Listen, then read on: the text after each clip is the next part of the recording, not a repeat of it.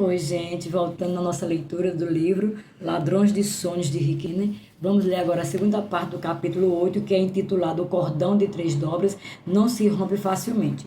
E o subtítulo é essa, Levando os Fardos um dos Outros. A esta altura você pode estar perguntando, bem, o quanto eu tenho de envolver na vida das outras pessoas? Até que ponto a vida delas é responsabilidade minha? E a partir de que momento é responsabilidade delas? Nos dias atuais em que a codependência predomina, até os crentes podem desenvolver uma dependência anormal em outra pessoa, fazendo de um indivíduo a fonte da sua vida no lugar do Senhor Jesus Cristo. Nós, na igreja, precisamos encontrar o equilíbrio bíblico para os relacionamentos. A Bíblia nos dá uma percepção neste sentido em Gálatas capítulo 6, do verso 2 ao 3. Levai as cargas um dos outros, e assim cumprireis a lei de Cristo. Porque se alguém julgar ser alguma coisa não sendo nada, a si mesmo se engana. Mas prove cada um o seu labor, e então terá motivo de gloriar-se unicamente em si e não em outro. Porque cada um levará o seu próprio fardo. À primeira vista, parece que esses versículos contêm uma contradição. Paulo afirma no versículo 2, levai as cargas um dos outros. Mas depois, no versículo 5, ele diz, porque cada um levará o seu próprio fardo. O que o Espírito Santo está tentando nos dizer aqui? Primeiramente, a palavra grega para cargas, no versículo 2, é baros, que se refere a um peso pesado ou esmagador, quer seja físico ou espiritual, que pressiona uma pessoa, fazendo com que ela se sinta oprimida ou sobrecarregada. Em outras palavras, não se trata de um tipo de carga normal, rotineira. Ao contrário, essa é uma carga além do que as pessoas experimentam no curso normal da vida. Esse tipo de carga opressiva pode ser um pecado habitual que devastou você e o oprimiu ano após ano da sua vida.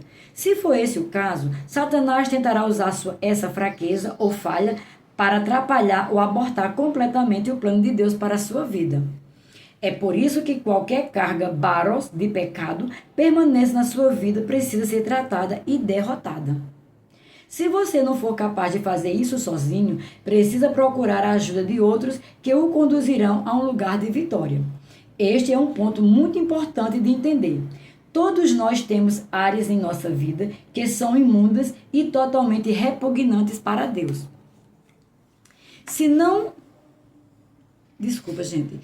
para nós mesmos. Todos nós pecamos e carecemos da sua glória. Vê Romanos capítulo 3, verso 23.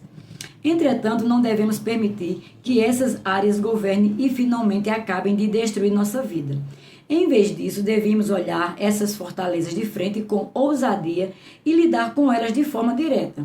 E nesse processo nunca podemos permitir que o medo ou o orgulho nos intimide e paralisem para que não busquemos a ajuda que precisamos de nossos irmãos e irmãs em Cristo. O escritor de Hebreus nos exorta firmemente em Hebreus 12:1, desembaraçando-nos de todo o peso do pecado que tenazmente nos assedia, corramos com perseverança a carreira que nos está proposta. Deixe-me enfatizar novamente, quando um pecado é um peso excessivo que está constantemente nos pressionando, fazendo com que fiquemos perturbados e desorientados. Em nossas almas, precisaremos do amor e da ajuda de outros crentes para vencer essa fortaleza de pecado de uma vez por todas. Nesse tipo de situação, o Senhor nos dará amigos piedosos que orarão por nós, que nos aconselharão com sua palavra e que nos ajudarão a ter a vitória. O mais importante é que geralmente é o amor, a compaixão e a compreensão incondicionais de nossos irmãos e irmãs em Cristo. Aqueles que nos valorizam por quem realmente somos no Senhor e que nos enxergam além do nosso problema atual. Que nos levam à rendição em adoração, aquele que inspirou o amor deles. Um pecado persistente em nossa vida não é o único peso que pode nos pressionar. Uma carga pesada também pode ser algo bom e de Deus, com uma visão ou um sonho que Ele nos dá para que vejamos os seus planos e propósitos executados na terra. Quando estamos carregando esse tipo de fardo, nossa mente natural não consegue distinguir como faremos acontecer o que Ele nos disse e entendemos que não podemos executar nossa missão divina sozinhos. Deus nos trará auxílio de Sião, quando nos depararmos com esse tipo de fardo. Vê Salmo capítulo 20, verso 2, na versão NVI. Ele pode ter nos dado algo para fazer que vai além das nossas habilidades e dos naturais e dons naturais. Mas quando o peso da nossa missão divina estiver nos pressionando, Deus trará irmãos e irmãs para nos dar, para a nossa vida, que não apenas iremos nos encorajar e revigorar espiritualmente, como também nos ajudarão a executar a visão de forma natural e prática. Por exemplo, penso no dia anos atrás, quando o Espírito Santo falou ao meu coração sobre mudar-me com a minha família para a União Soviética, a fim de ensinar em uma escola bíblica e para ajudar a fundar outras igrejas naquela região do mundo. Quando eu entendi o que o Senhor estava me pedindo para fazer, imediatamente reconheci que esse era um fardo que eu precisaria de alguma ajuda para carregar. Essa visão era como um peso comprimindo meu coração e minha mente, de modo que comecei a procurar por outros cristãos que me ajudassem a obedecer à palavra que eu havia recebido do Senhor e a aliviar o peso do meu fardo. Alguns dos amigos que Deus me enviou foram para encorajamento e conselho. Outros foram enviados para suprir necessidades e para me ajudar a executar essa tarefa grandiosa. Independentemente dos diversos papéis de cada um em minha vida, sou eternamente grato a Deus por Ele ter guiado esses indivíduos para me ajudarem, para ministrarem a mim e para serem meus amigos. Além disso, Deus colocou em minha vida um pequeno grupo de líderes cristãos comprometidos, aos quais presto contas em todas as áreas da vida e do ministério. Denise e eu entendemos que esses relacionamentos específicos têm sido cruciais e nos demonstrado repetidamente a segurança que há em se manter uma prestação de contas perante outros crentes. Esses líderes espirituais, que também têm sido os mais verdadeiros amigos, têm andado comigo em meio a alguns dos vales mais escuros da minha vida. Posso dizer verdadeiramente que o amor firme e o cuidado dele pela minha alma é uma razão pela qual Denise e eu temos sido capazes de superar os imensos desafios que enfrentamos em nossa vida e ministério. Eles me ouviram amorosamente e me inspiraram, me confrontaram e às vezes eles me repreenderam e exigiram arrependimento quando eu errei. Sou grato porque Deus colocou esses homens em minha vida e sei que eles colherão uma recompensa eterna por estarem sempre ao meu lado e por nos ajudarem, a Denise e a mim, a impactarmos milhares de vidas. Vamos seguir em frente para ver Gálatas 6, verso 5, que diz: porque cada um levará o seu próprio fardo. Aqui, a palavra fardo é o grego fortion, que se refere ao peso normal que toda pessoa deve carregar. Esse versículo nos lembra que existe uma certa quantidade de responsabilidade de que é requerida que nós mesmos levemos. Ninguém pode fazer esse nosso trabalho e ninguém pode tomar as decisões em nosso lugar. Esse é o provar mencionado no versículo 4.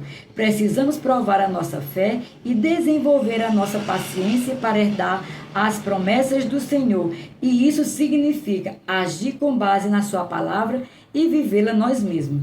Esse tipo de fardo não nos cansa nem nos sobrecarrega, mas envolve a prática cotidiana da vida cristã, fazendo o que Deus nos chamou para fazer dia após dia. Jesus usou a mesma palavra ao dizer: o meu jugo é suave e o meu fardo é leve. Mateus capítulo 11, verso 30. Muitas das coisas que discutimos neste livro são exemplos dos fardos com os quais temos de lidar sozinho pela palavra e pelo Espírito Santo. Precisamos escolher crer na palavra de Deus e nos apegar firmemente ao que ele nos disse. Precisamos imitar aqueles que demonstram uma grande fé e perseverança. Não devemos nos permitir ficar neutro na nossa caminhada com Deus. Precisamos desenvolver tanto a fé quanto a paciência e aprender a suportar com alegria. Todos esses elementos dizem respeito ao fardo normal que cada um de nós deve carregar pessoalmente. Ninguém pode fazer essas coisas em nosso lugar. Entretanto, eventualmente Deus pode lhe pedir a realizar algo monumental na sua vida. uma tarefa ou uma série de tarefas que vai muito além da sua capacidade e dos seus dons. Ou talvez o Senhor exija que você abandone um pecado que o tem mantido prisioneiro por anos e que você não tem sido capaz de vencer pelos seus próprios esforços. Nesses momentos, você descobrirá que precisa da ajuda de outros crentes para cumprir o seu destino divino. Do mesmo modo, algumas vezes será o seu papel ajudar outros a seguirem em frente e vencerem seus desafios, a fim de que os sonhos que Deus deu a eles possam se realizar. Mais uma vez, seus amigos no Senhor, aqueles que foram conectados a você divinamente, não apenas se uniram a você para ajudá-lo com um fardo que está além da sua capacidade de resolver ou conquistar sozinho, como também, no final das contas, farão com que você fique dependente de Jesus e não deles, enquanto o impulsionam para olhar para Ele como seu primeiro amor. Eles colocarão você de volta nos trilhos com o Espírito Santo e irão ajudá-lo a ser cheio da palavra de Deus. Depois de passar um tempo com eles, você sairá com uma paixão renovada pelas coisas do Senhor e com uma confiança firme de que aquele que começou a boa obra em você a completará até o dia de Cristo. Filipenses capítulo 1, verso 6. Assim, um dos resultados mais impressionantes de cumprir a vontade de Deus para a sua vida é este: os sonhos que Deus lhe der trarão com ele alguns dos relacionamentos mais realizadores e satisfatores de sua vida. Subtítulo: Considere uns aos outros. Através da passagem da Bíblia, com a que acabamos de abordar em Gálatas 6, estamos acrescentando outra dimensão da verdade, outra peça do quebra-cabeça que nos ajudará a realizar a visão que Deus nos deu. Simplificando, o princípio é este: Deus providenciou a igreja local para o corpo de Cristo como a resposta para o ladrão dos sonhos do isolamento. Este princípio também está no livro de Hebreus, capítulo 10, do verso 24 ao 25. Consideremos-nos também uns aos outros para nos estimularmos ao amor e às boas obras. Não deixemos de congregar-nos, como é costume de alguns. Antes, façamos admoestações, e tanto quanto mais vedes que o dia se aproxima. A palavra considerar, no versículo 24, é o grego katanoel. A palavra kata retrata alguma coisa que está se movendo para baixo, e noel se refere à mente ou ao processo mental. Quando as duas palavras são unidas, a nova palavra significa considerar alguma coisa com atenção completamente de cima a baixo, de A a Z. A igreja local deveria ser um lugar onde os cristãos vão para adorar ao Senhor coletivamente, para ouvir sua palavra e para considerar uns aos outros. A ideia é que está por trás de considerar uns aos outros, é que observemos e contemplemos uns aos outros tão atentamente e tão completamente que comecemos a perceber as situações uns dos outros como elas realmente são.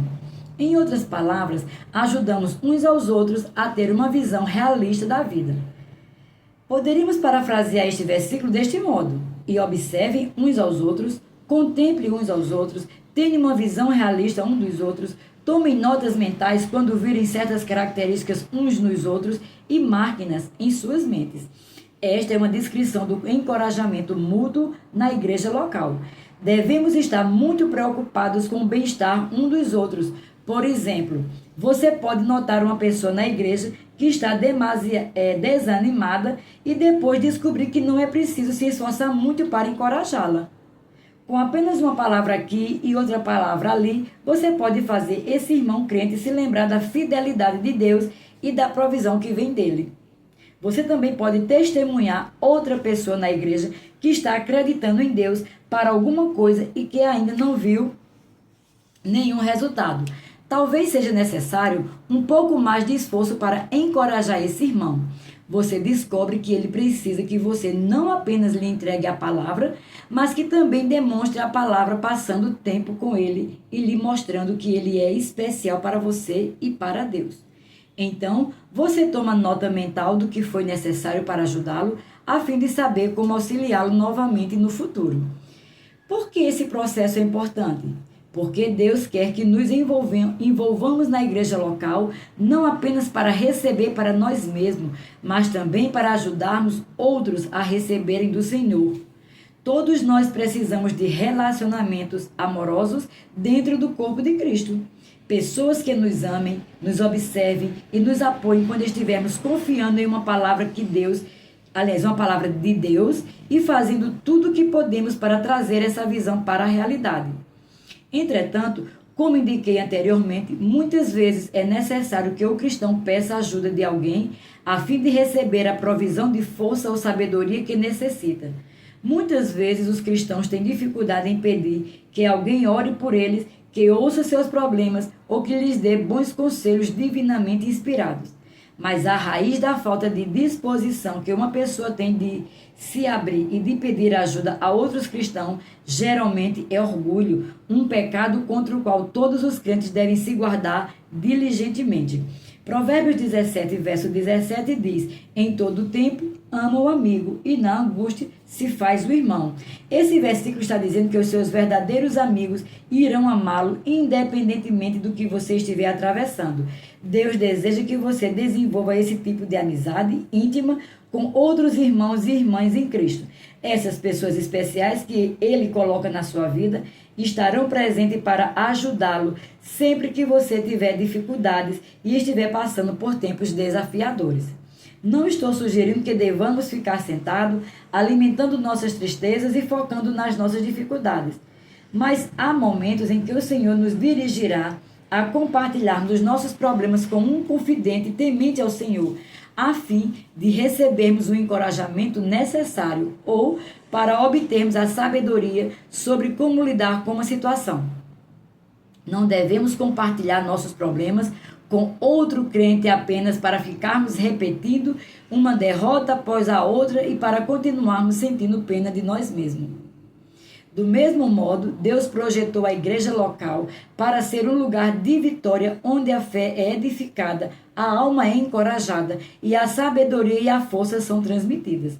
Ela deve ser uma comunidade onde a fé vive e triunfa através do amor e do cuidado uns com os outros. Não há nada como viver em uma atmosfera de fé e amor, onde você é cercado de crentes que realmente acreditam na palavra de Deus e a praticam. Independentemente do desafio que estiver enfrentando, você pode receber de Deus em um lugar como esse. E essa bênção da comunhão se estende para ambos os lados, pois definitivamente não há substituto para a alegria e a satisfação que ocorrem quando você ajuda um irmão ou irmã na sua igreja a se erguer, saindo das profundezas do desespero para as alturas da esperança e da fé outra vez. Embora uma pessoa possa estar se esforçando desesperadamente para ficar firme e possa sentir que o seu destino divino está escorregando de suas mãos, você pode ajudá-lo porque o considerou, o observou e fez anotações mentais sobre ele, como a Bíblia ordena. Ficamos por aqui, até o próximo vídeo.